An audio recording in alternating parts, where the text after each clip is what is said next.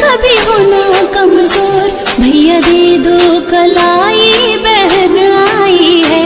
मेरी राखी की डोर कभी होना कमजोर, भैया दे दो कलाई बहन आई है। मेरी राखी की डोर कभी होना कमजोर, भैया दे दो कलाई बहन आई है। भैया दे दो कलाई बहन आई है। कितना रिश्ता है पावन, महीना भी सावन, भैया खा लो मिठाई बहन लाई है। मेरी राखी की डोर कभी होना कमजोर, भैया दे दो कलाई बहन आई है। निषाद स्टूडियो आगरा।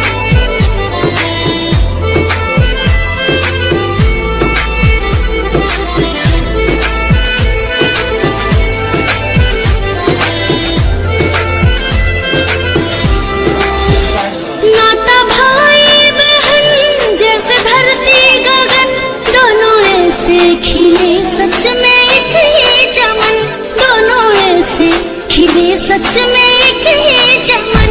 मेरा प्यारा तू भैया लेती हूँ बलिया, मेरा प्यारा तू भैया लेती हूँ बलिया। दीप नेह की जलाए बहन आई है।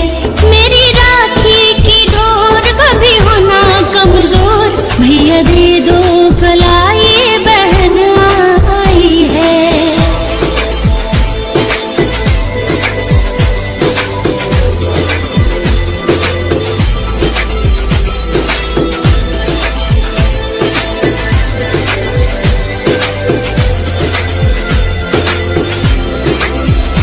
तेरी लंबी उम्र फूल सा हो डगर, लग न जाए कभी भी किसी की नजर, लग न जाए कभी भी किसी की नजर।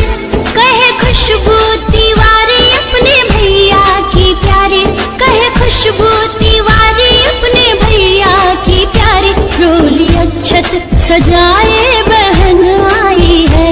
मेरी राखी की डोर कभी होना कमजोर, भैया दे दो कलाई बहन आई है। DJ